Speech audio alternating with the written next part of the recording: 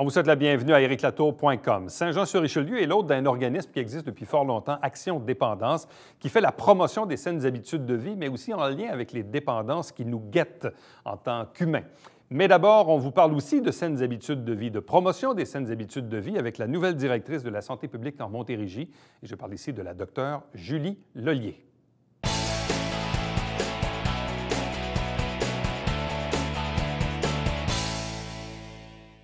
La Montérégie a maintenant une nouvelle directrice de la santé publique en la personne du docteur Julie Lollier. Elle est avec nous. Bonsoir et bienvenue. Félicitations. Merci. Une nouvelle, ça fait quand même 1 an et demi. Bien, quand même. On va garder le nouveau parce que pour nous, c'est un peu une nouveauté parce que ça fait aussi un changement. On avait déjà reçu en entrevue, évidemment, vos prédécesseurs. Oui. Qu'est-ce qui vous a amené à accepter ce défi-là, qui est un défi très large? On parle de prévention, on parle de santé publique. La Montérégie est un territoire immense, immense. Mais qu'est-ce qui vous a allumé dans ce défi-là?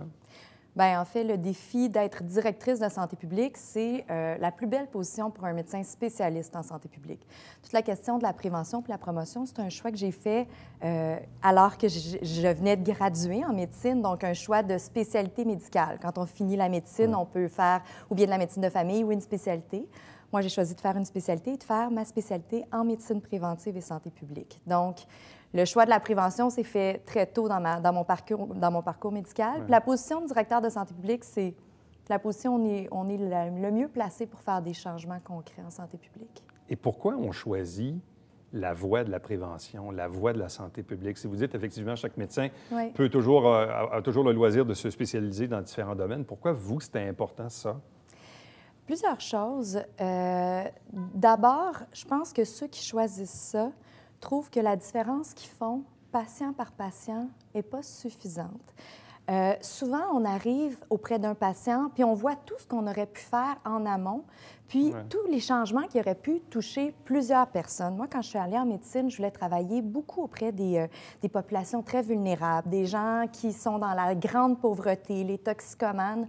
Puis la meilleure façon de faire des grands changements, c'est d'agir sur des déterminants de la santé, changer les environnements physiques, les environnements sociaux.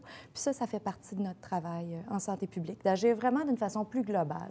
Mais quand on regarde même dans les différentes sphères de la société, pas juste dans le monde de la santé, mais très souvent, bon, évidemment, on est régi par des budgets, tout ça. Puis souvent, bien, les premières places que les gens coupent, c'est la prévention, parce que ça va trop vite, puis on va au plus urgent.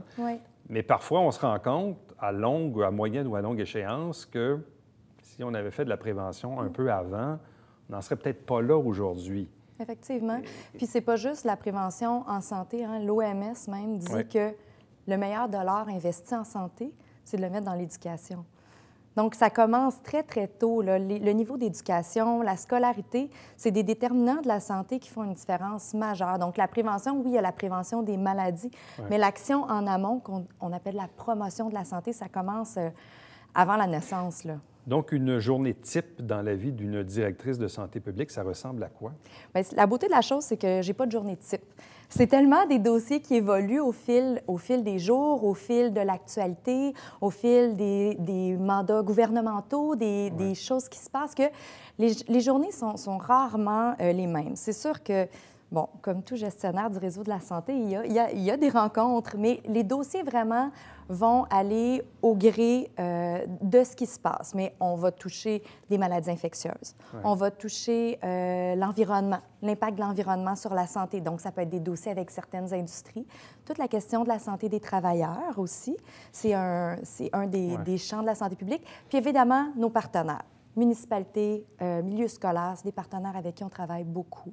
Donc, mon quotidien va être jonché de toutes ces thématiques. Bon, dans les différents volets que vous explorez, probablement le dépistage, vaccination, les maladies particulières, maladies à déclaration obligatoire. Bref, ça, c'est quoi un peu le terreau dans lequel vous jouez?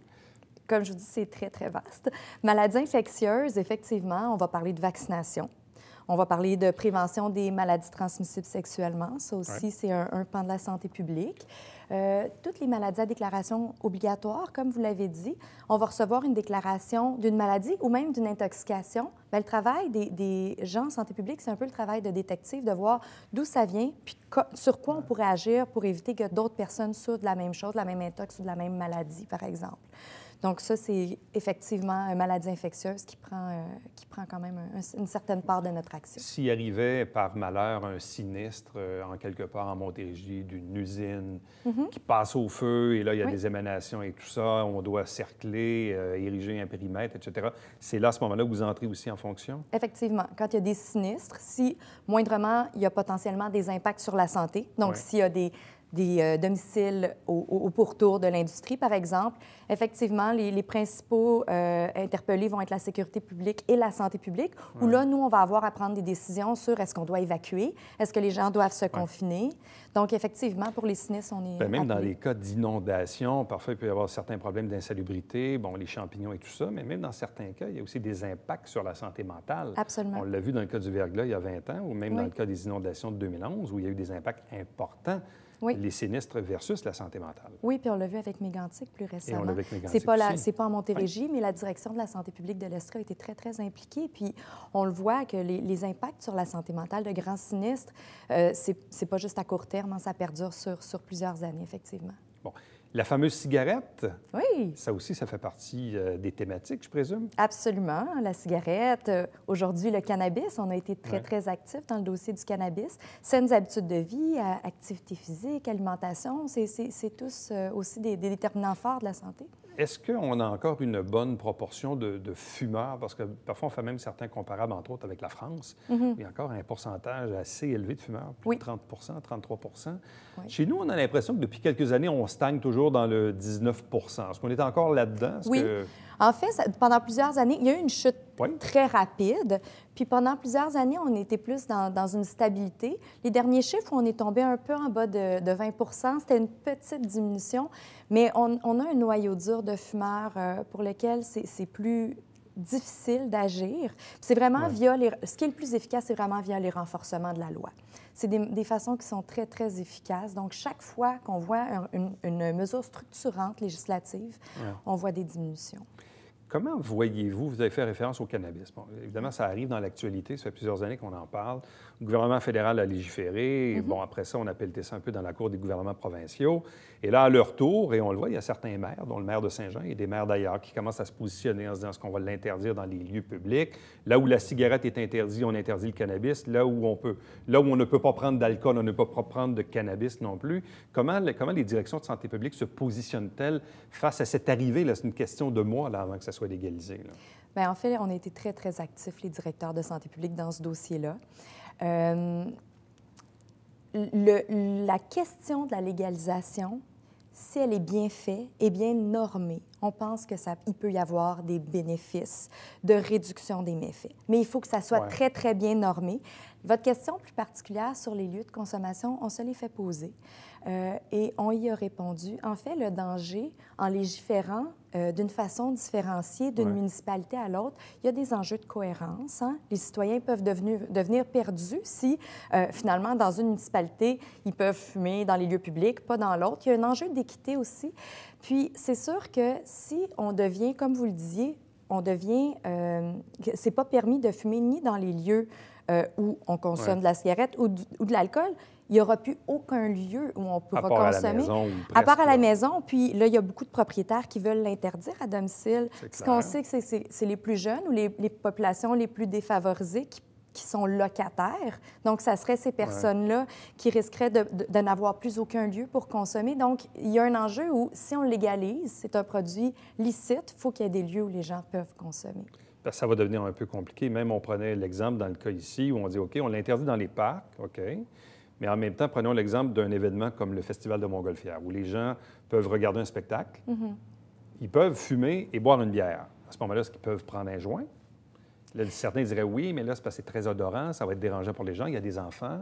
Donc, il y a toute cette question-là qui n'est pas réglée. Non, c'est pas réglé. Puis c'est sûr que les municipalités vont avoir des pouvoirs, comme ils peuvent le faire avec la cigarette actuellement. Les municipalités peuvent décider que dans un parc où il y a un terrain de jeu, on ne peut pas fumer la cigarette, puis ça pourrait être le même cas pour le cannabis. Je pense que le danger, c'est d'y aller avec une interdiction mur à mur. Bon. Et toujours dans le cas du cannabis, je sais qu'au début, quand on parlait de la rédaction du projet de loi, plusieurs regroupements de médecins avaient un certain problème à l'égard de l'âge. On disait évidemment qu'avant 25 ans, il peut y avoir quand même certains impacts sur le cerveau. Est-ce qu'effectivement, là, on est confronté à une loi, évidemment, qui le permet à partir de l'âge de 18 ans, il faut vivre avec, mais je présume que les inquiétudes à l'égard des 18-25 ans sont toujours là. Mais sont là, comme elles sont là pour l'alcool. Je veux dire, le cannabis est un psychotrope au même titre que l'alcool. Les psychotropes vont avoir un impact sur le cerveau, évidemment, parce qu'il n'y aurait pas d'effet sinon. Par contre, pour le cannabis, les plus grands consommateurs, c'est les 18-24 ans. Donc, 40 ont consommé dans la dernière année chez les 18-24 ans. C'est beaucoup plus que tous les autres groupes d'âge. Alors qu'en ce moment, il est illicite. Alors qu'il est illicite. Ça fait que si le but du projet, c'est d'avoir un produit licite de meilleure qualité, où on contrôle les concentrations de THC, où on offre des conseils de prévention, si les plus grands consommateurs, on leur prive l'accès aux produits licites, on manque un peu l'objectif de notre projet de loi. Donc, c'est pour cette raison-là que nous, on disait, il faut que ça soit... Il y a une cohérence aussi avec nos messages de prévention avec l'alcool. Donc, je pense que c'est ça la clé. C'est pour toutes ces raisons-là qu'on allait vers le 18 ans, personnellement. Bon, on parlait un peu plus tôt de vaccination, on le sait, on est dans un épisode là, de rhume ou de grippe ou des deux. Moi, je fais partie de ceux qui ont eu l'influenza avant les fêtes et je l'ai vu, on le voit ici à cette émission où on reçoit des dizaines d'invités par semaine. Il y a eu beaucoup d'invités qui ont dû annuler à la dernière minute ou qui relevaient. C'était dur cette année. On a l'impression que le vaccin, malheureusement, n'a pas été très, très efficace. C'est pas rien pour donner confiance aux gens à l'égard des vaccins parce qu'on a l'impression que d'une année à l'autre, c'est assez difficile de mesurer l'effet du vaccin. Effectivement. C'est un défi qu'on a pour le vaccin contre l'influenza. Ce n'est pas le cas du tout pour les autres vaccins. Exact. Je vous rassure, l'efficacité des autres vaccins... Mais celui-là en particulier, où à chaque année, on dit, bon, je suis asthmatique, mes parents sont à risque, est-ce que je me fais vacciner? Oui, non, peut-être. Je me fais vacciner, mais finalement, je l'ai quand même. C'est la beauté l'intelligence du virus d'influenza, c'est qu'il mute continuellement. Donc, il va y avoir des mutations qui vont être fréquentes. Il déjoue finalement nos stratégies vaccinales d'une façon qui est différente. Il y a des années où on va avoir 50 60 des années où l'efficacité va être nulle. On l'a vu il y a quelques années. Dans le fond, à chaque année, on essaie de prédire la composition du vaccin selon ce qui a circulé plus dans l'hémisphère plus est. Des fois, le virus reste le même, puis on est chanceux. Des fois, on a des moins bons taux d'efficacité vaccinale. Cette année, peut-être, si ça peut expliquer certaines choses, habituellement, on a deux pics. Un premier pic d'influenza A, puis après un deuxième pic de B. Cette année, les deux pics sont arrivés en même temps. Ça fait qu'en plus, on a eu une addition des deux types de virus. Donc, effectivement, ça a été une année assez intense pour la grippe. En terminant, est-ce que la Montérégie a, disons, un phénomène ou une particularité environnementale que d'autres régions n'ont pas? Bon, je prends un exemple qui me vient en tête, les allergies, entre autres, le microclimat de la vallée du Richelieu, l'humidité, certaines problématiques, l'herbe à poux. Est-ce qu'effectivement, est-ce que la Montérégie, malheureusement, se démarque par rapport à ce phénomène-là? Bien, je ne dirais pas qu'elle se démarque malheureusement. Moi, je trouve que la Montérégie a la beauté... Vous êtes positive, là, oui, oui. Non, mais la Montérégie, moi, je dis toujours que c'est la plus belle région. La Montérégie a la beauté d'avoir des défis, mais aussi des atouts très urbains, puis des régions très, très, très rurales. C'est la région où on a le plus de diversité là, entre l'urbain et le rural. Donc, pour moi, c'est une force, mais c'est sûr qu'il y a des défis. Vous parliez de défis propres à la Montérégie. On a une frontière avec les États-Unis. Ça fait qu'entre autres, pour les maladies vectorielles, j'imagine que vous avez entendu parler de la maladie de Lyme, l'Estrie et la Montérégie... Ils sont plus à risque. On est les deux, de loin, les deux régions les plus touchées. Donc, cette situation géographique-là qui est propre à la Montérégie, il y a des enjeux, mais vous avez raison.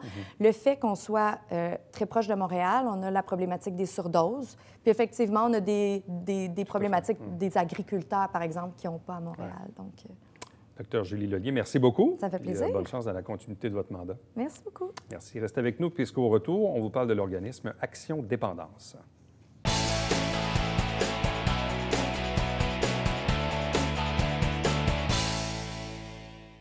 Mesdames et messieurs, bonjour et bienvenue à la Justice entre nous. Mon nom est Serge.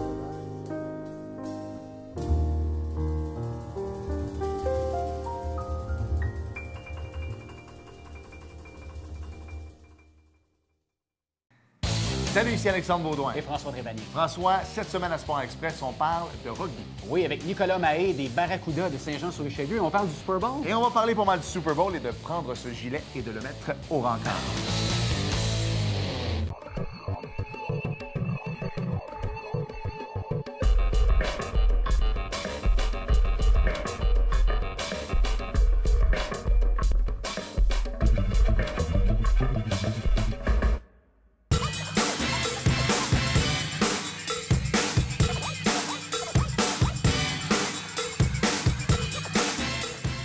dimanche 9h30, Télé Bingo. On vous attend.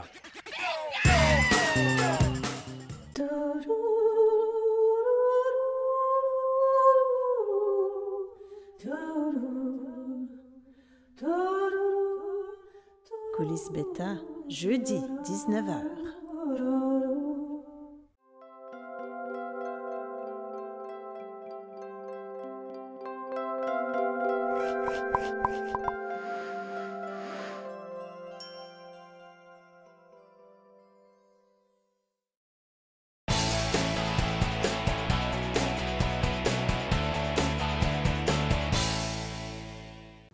Parlons de l'organisme Action Dépendance, promotion des saines habitudes de vie. Deux invités pour en parler. D'abord, la directrice Linda Villeneuve. Bonsoir à vous. Bonsoir. Accompagnée du président de l'organisme, Maître Serge Hébert, qu'on connaît bien. Bonsoir, Bonsoir et Éric. bienvenue. Merci. Bon, tout d'abord, oui, on parle de promotion des saines habitudes de vie, mais en même temps, dans le nom de l'organisme, il y a Action Dépendance. Donc, parlez-nous un peu disons, de l'ADN de cet organisme. Alors, l'organisme, dans le fond, a deux mandats. Une mission générale de diminuer les risques de dépendance dans la population en général, mais surtout chez les jeunes. Notre clientèle est majoritairement dans les écoles secondaires. Alors, on rencontre les jeunes en groupe classe. Et Oui, allez-y. Du même coup, dans le fond, on va travailler les saines habitudes de vie pour pas qu'ils développent de dépendance aux drogues. Bon. Et ça existe depuis combien de temps? C'est quoi l'histoire de l'organisme? L'organisme existe depuis 1992. Moi, je suis rentrée en poste en 2002 en tant qu'employée. Les activités sont déployées depuis. C'était très petit en 92, presque pas de subventions. Une personne à temps partiel. Ça a évolué avec le temps. Présentement, on a une ressource humaine à temps plein et un contractuel. Et le rayonnement territorial de l'organisme ressemble à quoi? Le territoire, l'organisme couvre un grand territoire. Si je parle de ville, là, de Lacolle jusqu'à Rougemont, Ange-Gardien, Napierville. OK, donc on parle Haut-Richelieu, Rouville, Jardin de Napierville. Oui. Principalement. L'autre côté, la Pommeraye. Oui, aussi. Donc, vous allez quand même assez loin.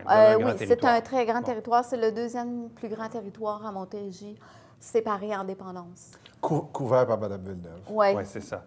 Qu'est-ce qui fait que Serge Hébert a porté attention à cette organisation-là?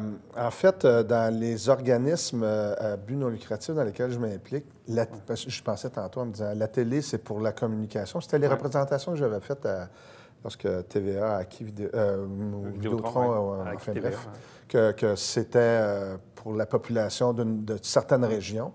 La même chose, bon, on en parle souvent du karaté, c'est un organisme sans but lucratif. Action Dépendance, pour moi, ce qui est important, dit tantôt, c'est pas très sexy quand on dit saines habitudes de vie. Ça, c'est pas sexy. Mais les drogues, l'alcool, puis là, ben, on vient, comme parents, moi, j'ai deux adolescentes. Comme parents, on est intéressés, interpellés par toutes sortes de nouvelles choses, nouvelles drogues. Ça s'est développé chez les jeunes. C'est ça qui m'a attiré, moi. Je sais, bon, évidemment, moi, je suis un adolescent des années 70. On se pensait bien cool, là, on buvait de la bière. Moi, je n'ai pas inhalé, là, mais il y en a qui inhalaient. Et bon, on se pensait bien cool. Quand j'entends aujourd'hui parler des parties, des fois, peut-être que ça nécessite un peu, finalement, d'éducation. Et là, les écrans, bien, c'est nouveau, mais les écrans, c'est vraiment... Alors, peu importe la nature de la dépendance, avant, on parlait alcool, drogue, sexe. Ouais. Mais aujourd'hui, c'est les jeux vidéo. Et ça, c'est les loteries, les vidéos poker. C'est accessible partout. Différentes dépendances. Tu peux être dans les ados, les adultes aussi. Là, tu peux avoir ça sur ta tablette. Combien de gens... Moi, je le vois au palais de justice. Là. Il y a 15 ans, là, tout le monde s'emmerdait à attendre. Là. Maintenant, puis c'est pas une critique. Je juge pas les gens. Mais je vois tout le monde est assis, la tête comme ça. Puis tout le monde est sur quelque chose. Des fois, ça m'inquiète. Puis je fais partie du lot. J'essaie de contrôler, mais il se passe toujours quelque chose. Oh, on a une petite notification. Alors, il y a un réel danger. Il y a un réel danger. Le rôle de Linda, c'est de se promener, de convaincre les gens. Il y a peu maintenant. Hein, c'est quoi les actions que vous posez? C'est plus des actions préventives. Alors, si je regarde une journée type là, dans mon travail, oui, bon, j'ai tout le côté administration, mais quand je rencontre vraiment les jeunes ou les gens, on va aller les sensibiliser. Alors oui, il y a consommation. On pourrait dire, les jeunes disent tout le temps, bien, tout le monde consomme dans mon école secondaire. Effectivement, il y a plusieurs jeunes qui vont consommer. Est-ce qu'ils consomment tous de la même manière? La réponse est non. Est-ce qu'ils vont tous développer une dépendance? La réponse est non. Malheureusement, on ne peut pas dire dans une classe, bien, toi, touche pas à ça parce que tu vas devenir dépendant. L'autre, bien, c'est correct, tu vas être occasionnel, puis ça va être bien correct. On ne peut pas dire ça. Mais c'est sûr que quand on les rencontre, on fait de l'éducation. Et je vous dirais que 80 de mes interventions en classe, on les fait au sujet de l'alcool. Ah oui, principalement? Principalement l'alcool. Les jeunes boivent beaucoup. Quand ils boivent, ils surconsomment l'alcool. Il y a des études qui ont sorti dernièrement, là, un coma à tous les 2 jours pendant une année, avec des pics à la fin des classes, début des classes et Halloween. C'est inquiétant. C'est inquiétant. Là, l'idée, c'est de ne pas être moralisateur. C'est vraiment de l'éducation. Parce que j'entends... Moi, je me souviens pas, même chez les jeunes, là, quand, je ne suis pas si vieux que ça, mais quand même. Mais j'entends maintenant parler de trucs. Là, ma fille de 16 ans me racontait, le truc de bière ou d'alcool. Quelqu'un est en bas de la table. Moi, je ne sais pas c'est quoi. Il y a le beer pong, là. Oui, c'est ça. Alors, des trucs comme ça où les gens s'assomment. Mais même, on parlait de ça. C'est de l'éducation, ça prend pas la morale. Mais un lien intéressant. Le coroner, le docteur André Dandavino, a fait plusieurs interventions ces dernières années en disant qu'on envoyait un mauvais message en disant aux jeunes, même au niveau de la SAC, de dire, écoutez, l'important, c'est de ne pas conduire quand on est en boisson. Mais à la limite, c'est comme de dire aux jeunes, bien, saoulez-vous. C'est ça. Tu peux te saouler tant que tu veux, en autant que tu ne conduis pas. Tu vois qu'on envoyait un mauvais message. C'était pas un message de modération, mais c'était comme même à la limite un encouragement à dire, pète-toi en face, mais conduis pas. Non, c'est ça. C'est pas notre message. Un peu, c'est ça. Mais en même temps, effectivement, si on regarde, nous, si je regarde en milieu scolaire, on passe en secondaire 3 justement pour parler des parties. Qu'est-ce qui se passe dans un party? Puis il peut y avoir des délits criminels, des infractions municipales qui sont effectuées dans les parties, mais il y a aussi toute la consommation. Alors, on va beaucoup, beaucoup parler de ça et on va garder la conduite avec faculté affaiblie là, pour les secondaires 5 qui viennent d'avoir leur permis de conduire. Les restrictions sont assez énormes aujourd'hui pour les jeunes. Là. Oui, effectivement. Avec la tolérance zéro jusqu'à 22 ans. Jusqu'à 22 ans. Mais quand tu es chaud, tu n'y penses plus. Non, c'est sûr. C'est après un verre.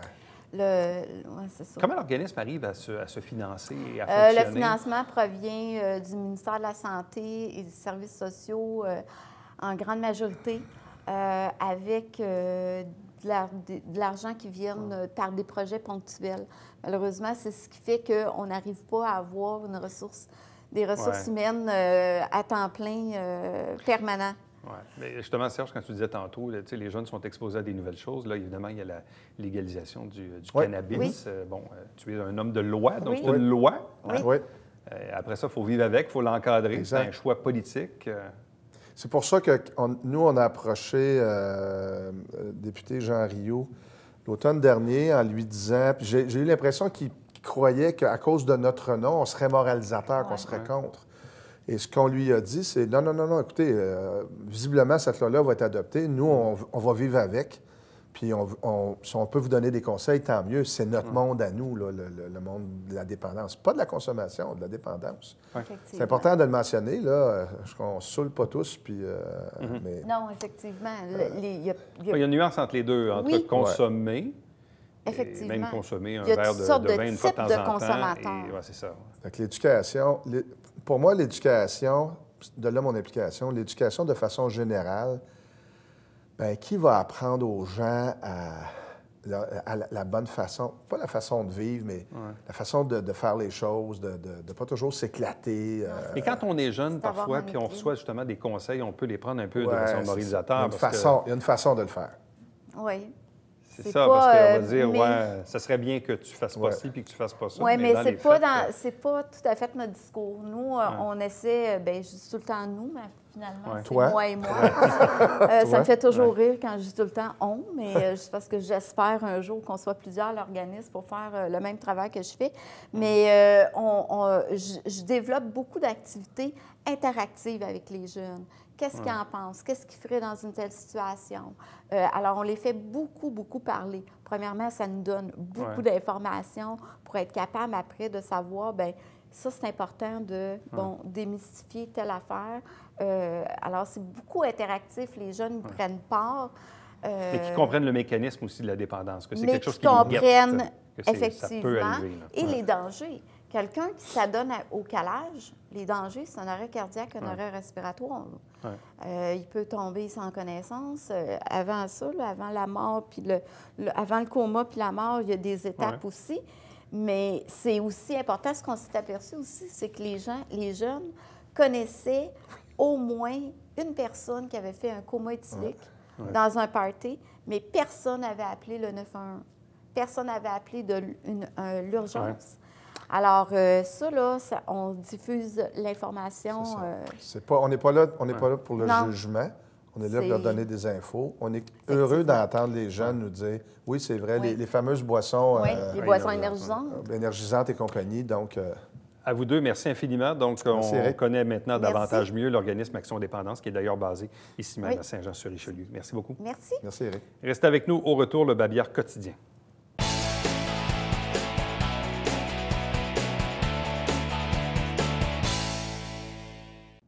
On vous rappelle que votre premier versement de taxe municipale est dû à Saint-Jean-sur-Richelieu, mais remarquez surtout les 2, 3 et 4e versements. Les dates sont légèrement devancées par rapport aux autres années. Si vous désirez me joindre, par courriel, Éric Latour en un mot, à commercial tvhr9.com. À demain.